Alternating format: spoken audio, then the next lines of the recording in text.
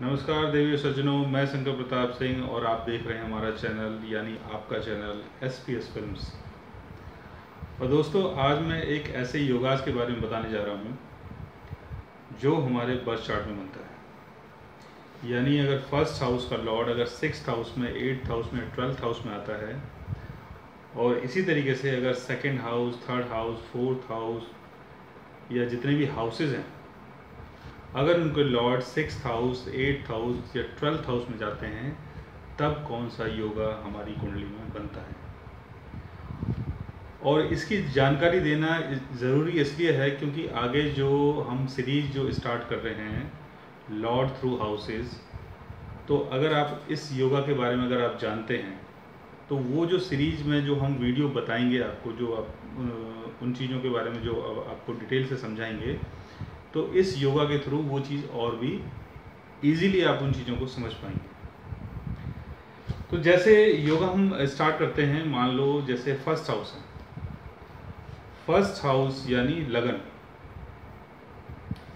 लगन का लॉर्ड अगर 6th हाउस में आता है या 8th हाउस में आता है या 12th हाउस में आता है, तब लगन भंग योग बनता है कुंडली के अंदर। लगन भंग योग यानी आप अगर एफर्ट्स लगाते हो, अगर आप लाइफ में मेहनत करते हो, तो आपको उसमें बहुत ज़्यादा स्ट्रगल करना पड़ता है। और लगन जैसे लगन का संबंध हमारी बॉडी से है, हमारी वर्टिलिटी से है, हमारी पहचान से है। तो अपनी पहचान को बनाने के लिए हमें बहुत ज़्यादा एफर्ट्स लगाने पड़ते हैं। लगन का लॉर्ड अगर 6th हाउस में आता है तो लगन भंग योग बनता है, 8th हाउस में आता है तब लगन भंग योग बनता है, और 12th हाउस में जाता है तब भी लगन भंग योग बन जाता है। तो लगन भंग योग होता क्या है? यानी लग्नेश अगर 6th हाउस में आता है तो 6th हाउस का संबंध ऑब्स्टेकल से है, डिजीज से है, एनिमी से है, परेशानी से है। जितनी भी लाइफ की जो अनबैलेंस चीज़ें होती हैं उसका संबंध 6th हाउस से है। तो लग्नेश यानी आप, लगन यानी आप, फर्स्ट हाउस यानी लगन। तो लगन जब 6th हाउस में आता है तो इंसान को लाइफ में बहुत ज़्यादा स्ट्रगल करना पड़ता है। कई बार बहुत कोर्ट केसेस से उसको गुजरना पड़ता है, कई बार काफ़ी बीमारियों से गुजरना पड़ता है, कई बार काफ़ी लड़ाई झगड़ों से गुजरना पड़ता है, कई बार इंसान के ऊपर इतना ज़्यादा कर्जा हो जाता है कि उसको मैनेज करने में उसको काफ़ी मेहनत करनी पड़ती है। इसी तरीके से अगर लगन का लॉर्ड अगर 8th हाउस में आता है तो लाइफ में ट्रांसफॉर्मेशन आ जाता है। यानी जो भी आपकी पहचान है वो पहचान आपकी बदल जाती है। आपको अपनी पहचान को बनाने के लिए बहुत ज़्यादा स्ट्रगल करना पड़ता है। और लग्नेश अगर 12th हाउस में चला जाता है तो आपकी जो पहचान है वो छुपी हुई रहेगी, यानी हिडन, आपकी जो पहचान है वो छुप जाती है, यानी हिडन हो जाती है। तो उसमें क्या होता है कि आपको बाहर जाके, विदेश में जाके या किसी ऐसे प्रोफेशन में जाके आपको सक्सेस मिल सकती है जहां लोग आपको ना जानते हो या लोग आपको ना पहचानते हो। इसी तरीके से अगर सेकंड हाउस का लॉर्ड अगर 6th हाउस में, 8th हाउस में या 12th हाउस में जाता है, तब धनहीन योग बन जाता है कुंडली के अंदर। धनहीन योग का मतलब होता है मॉनेटरी प्रॉब्लम, यानी पैसे को लेके कोई ना कोई तंगी, कोई ना कोई परेशानी। अगर सेकंड हाउस का लॉर्ड यानी धनेश अगर 6th हाउस में आता है तो लड़ाई में, झगड़े में, बीमारी में आपके पैसे खर्च होते हैं, कोर्ट केस में आपके पैसे खर्च होते हैं, ठीक है ना। अगर वो आपके 8th हाउस में चला जाता है तो जो भी आपका पैसा है हो सकता है वो सडनली कहीं पर बर्बाद हो जाए, या कोई आपसे ले जाए, या कहीं ऐसी जगह आप इन्वेस्ट कर दो जहाँ से वो आपको ना मिल पाए। यानी ट्रांसफॉर्मेशन, यानी 8th हाउस जो है उसका संबंध ट्रांसफॉर्मेशन से है। तो सेकंड हाउस का लॉर्ड अगर 8th हाउस में आता है तो पैसे को लेके और फैमिली वैल्यू को लेके लाइफ में ट्रांसफॉर्मेशन हो जाता है, यानी कुंडली के अंदर धनहीन योग बन जाता है। यानी मान लो आप बहुत रिच हैं और सडनली आप एकदम बहुत ज़्यादा गरीब हो गए। इसी तरीके से अगर सेकंड हाउस का लॉर्ड अगर 12th हाउस में चला जाता है तो पैसे कमाने के जो सोर्सेज हैं वो बहुत ही छुपे हुए हो जाते हैं। यानी आप पब्लिक के सामने रह के पैसे नहीं कमा सकते, आपको छुप के पैसे कमाना पड़ेगा, या आपको कहीं ऐसी जगह जाके पैसे कमाना पड़ेगा जहाँ लोग आपको न जानते हों, जैसे विदेश में जाके। थर्ड हाउस का लॉर्ड अगर 6th हाउस में, 8th हाउस में या 12th हाउस में जाता है तो कुंडली के अंदर प्राकर्म भंग योग बन जाता है। प्राकर्म भंग योग होता है मतलब कि आप कोई भी एफर्ट्स लगाते हो उसका बेनिफिट आपको नहीं मिल पाता, या जो भी आपने एफर्ट्स लगाए लाइफ में वो आगे चल के लॉस में कन्वर्ट हो जाता है। तो थर्ड हाउस का लॉर्ड अगर 6th हाउस में आता है तो एनिमी को, डिजीज़ को, प्रॉब्लम को सॉल्व करने में, मैनेज करने में आप बहुत ज़्यादा एफर्ट्स लगाओगे, यानी लाइफ में बहुत ज़्यादा परेशानियाँ होंगी। इसी तरीके से अगर थर्ड हाउस का लॉर्ड अगर 8th हाउस में आ जाता है तो जो भी आप एफर्ट्स लगा रहे हो उसका नुकसान हो जाएगा। अगर थर्ड हाउस का लॉर्ड अगर 12th हाउस में चला जाता है तो कई बार आप ऐसे फील्ड में जाके एफर्ट्स लगाओगे जो बहुत ही छुपे हुए होते हैं, यानी आप जो भी एफर्ट्स लगाओगे वो पब्लिक के सामने आप उन एफर्ट्स को नहीं लगा पाओगे, यानी आपको कुछ ऐसा काम करना पड़ेगा जो पब्लिक व्यू से छुपा हुआ हो। ऐसी जगह जाके आप एफर्ट्स लगा सकते हो तो वहाँ से आपको मॉनेटरी गेन हो सकता है। तो इसको हम बोलते हैं पराक्रम भंग योगा। फिर अगर 4th हाउस का लॉर्ड अगर 6th हाउस में, 8th हाउस में, 12th हाउस में चला जाता है तो बनता है कुंडली के अंदर सुख भंग योगा। यानी अगर 4th हाउस का लॉर्ड अगर 6th हाउस में आता है तो एनिमी के चक्कर में, बीमारी के चक्कर में, ऑब्स्टेकल के चक्कर में, परेशानी के चक्कर में आपकी कुंडली में सुख भंग बन जाता है, यानी जो सुख है उसका नाश हो जाता है। उसी तरीके से अगर 4th हाउस का लॉर्ड अगर 8th हाउस में चला जाता है तो 8th हाउस का संबंध है ट्रांसफॉर्मेशन से, यानी सुख के अंदर कोई ना कोई बदलाव, सुख के अंदर कोई ना कोई ट्रांसफॉर्मेशन, और वो भी एकदम सडन।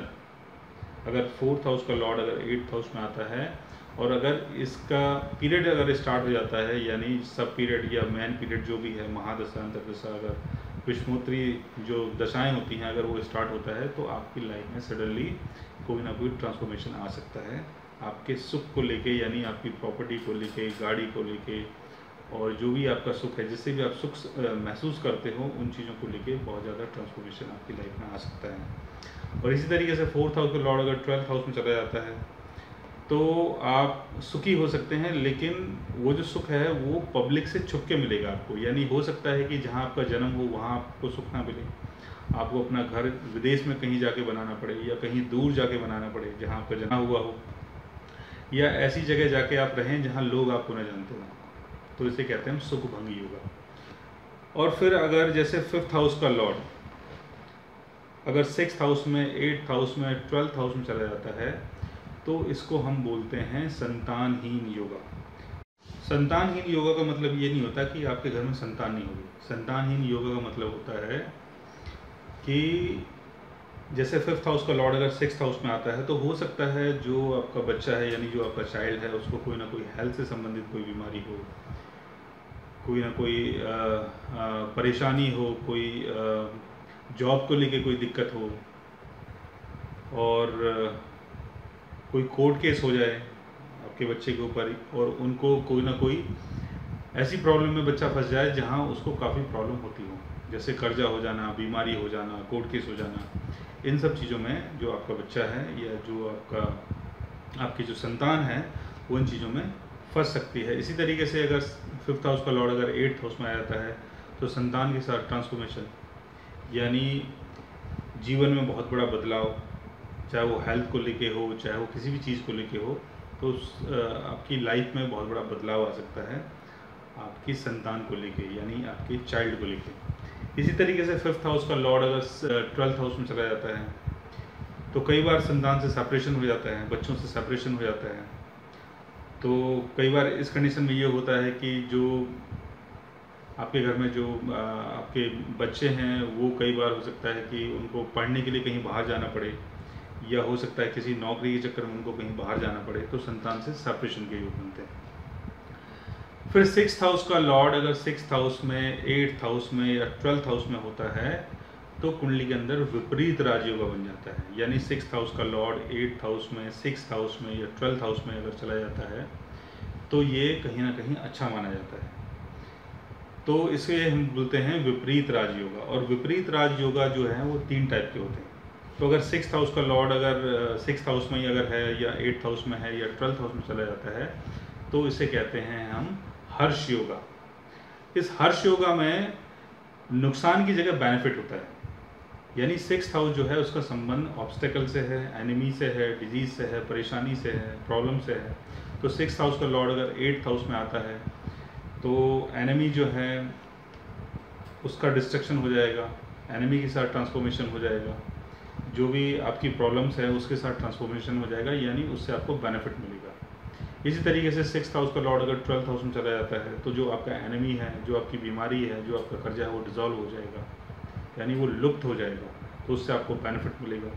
और 6th हाउस का लॉर्ड अगर 6th हाउस में है तो एनिमी को, ऑब्स्टेकल्स को, बीमारी को, प्रॉब्लम को मैनेज करने के लिए 6th हाउस का लॉर्ड जो है वो एफर्ट्स लगाएगा, तो उससे भी आपको बेनिफिट हो सकता है। फिर 7th हाउस का लॉर्ड अगर 6th हाउस में, 8th हाउस में, 12th हाउस में जाता है तो कुंडली के अंदर कलत्रहीन योगा बन जाता है। कलत्रहीन योगा का मतलब होता है कि पार्टनरशिप का टूट जाना, मैरिज का खराब हो जाना। यानी जैसे 7th हाउस का लॉर्ड अगर मान लो 6th हाउस में आता है तो 7th हाउस हो गया आपका जॉइंट वेंचर, 7th हाउस हो गया मैरिज। तो 7th हाउस का लॉर्ड अगर 6th हाउस में आता है तो वो अपने से 12th हाउस आता है। तो 12th हाउस कोई भी अगर प्लेनेट आता है तो उस हाउस का लॉस कर देता है जहाँ का वो लॉर्ड है। यानी कोई भी प्लेनेट अगर अपने से 12th हाउस आता है तो उस हाउस के रिगार्डिंग आपको लॉस महसूस होता है जहाँ का वो लॉर्ड है।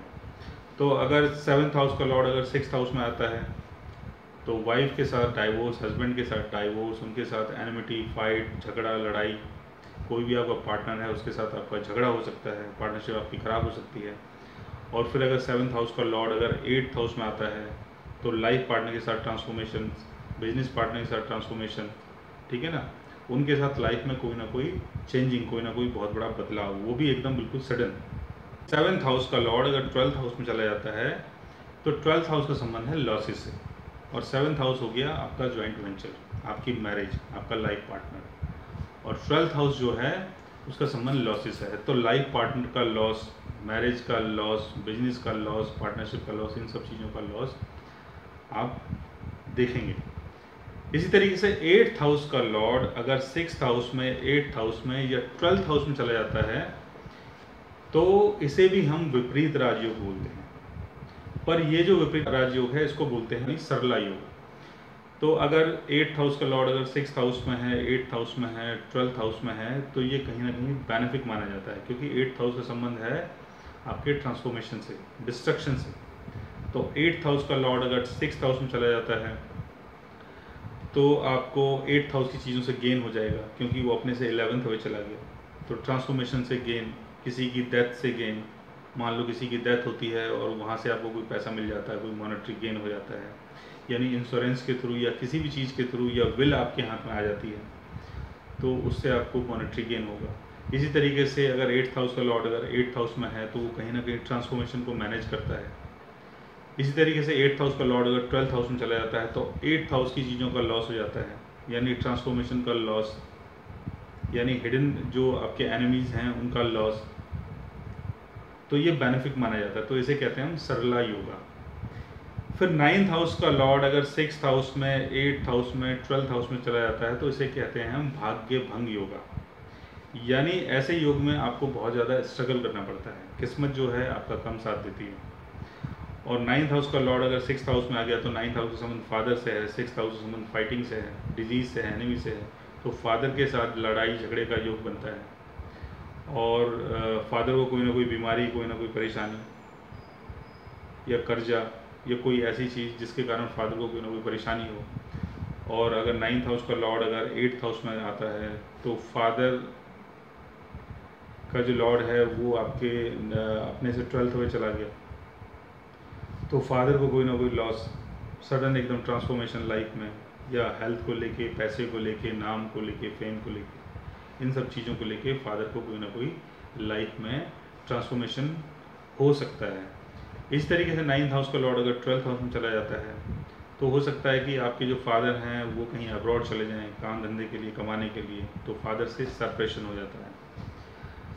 और अगर भाग्य भंग योग अगर कुंडली के अंदर बनता है तो इसमें काफ़ी स्ट्रगल करना पड़ता है, मतलब इतनी आसानी से चीज़ें नहीं होती हैं, तो आपको लाइफ में काफ़ी स्ट्रगल करना पड़ता है। फिर 10th हाउस का लॉर्ड अगर 6th हाउस में, 8th हाउस में, 12th हाउस में चला जाता है तो इसे हम कहते हैं राजभंग योगा। ये राजभंग योगा कई बार ऐसा होता है कि जैसे आप मान लो किसी हाई पोजीशन में हो, आप मान लो पॉलिटिकल कोई बहुत बड़े लीडर हो, या कोई बहुत बड़ी आपकी कंपनी है, तो सडनली क्या है आपकी जो पोजीशन है आपके हाथ से निकल जाती है।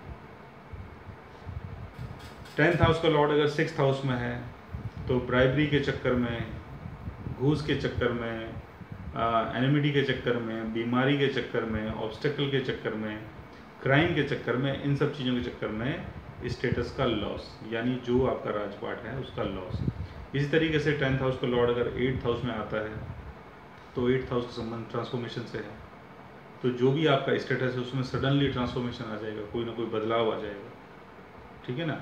इसी तरीके से अगर 10th हाउस का लॉर्ड अगर 12th हाउस में चला जाता है तो 12th हाउस का संबंध लॉसेस से है, तो हो सकता है जो आपका कैरियर है वो कहीं विदेश जाके बने या किसी ऐसे फील्ड में आप कैरियर बना सकते हैं जो आम लोगों से हटके हो।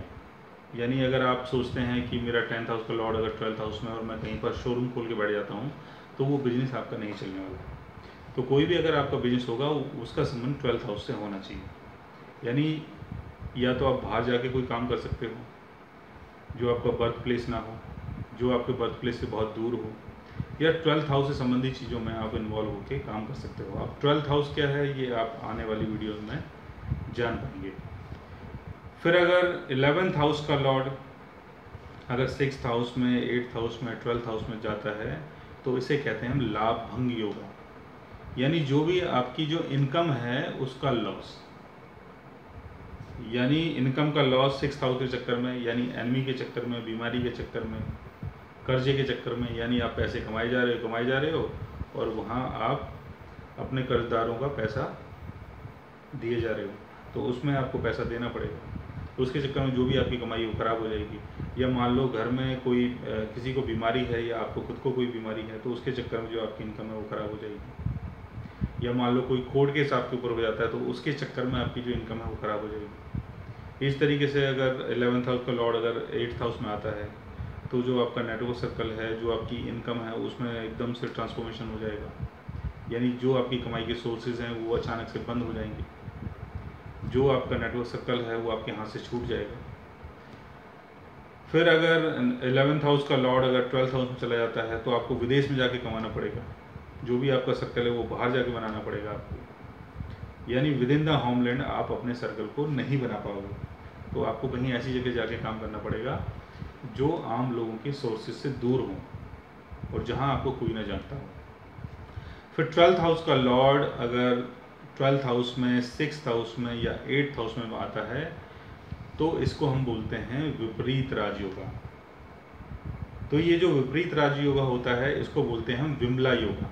यानी 6th हाउस का लॉर्ड अगर 6th हाउस में, 8th हाउस में, 12th हाउस में जाता है तो हर्ष योगा, और अगर 8th हाउस का लॉर्ड अगर 6th, 8 अगर 12th में जाता है तो सरला योगा, और अगर 12th हाउस का लॉर्ड अगर 12th हाउस में, 6th हाउस में, 8th हाउस में आता है तो उसे बोलते हैं हम विमला योगा। विमला योगा जो है यानी जो आपका विपरीत राजयोग जो है इसमें आपको बेनिफिट होता है। तो 12th हाउस का संबंध लॉसेस से है। 12th हाउस का अगर लॉर्ड 6th हाउस में जाएगा तो एनिमी का लॉस, डिजीज़ का लॉस, ऑब्स्टेकल का लॉस, परेशानी का लॉस, तो आपके लिए बेनिफिशियल है।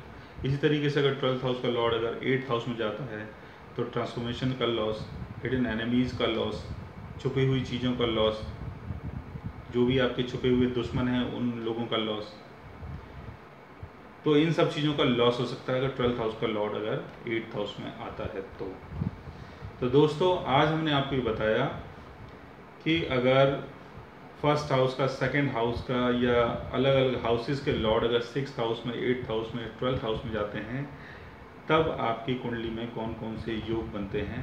और अगर आप भी जानना चाहते हैं कि आपके बर्थ चार्ट में कौन सा योग बन रहा है तो आप हमारे चैनल को सब्सक्राइब कीजिए और अपनी कुंडली के योग को जानने की कोशिश कीजिए। और अगर आप हमसे बात करना चाहें, हमसे कंसल्ट करना चाहें तो आप हमारी वेबसाइट के थ्रू हमें मेल कर सकते हैं, मैसेज कर सकते हैं और हमसे बात कर सकते हैं। तो दोस्तों thanks for watching, bye bye, take care.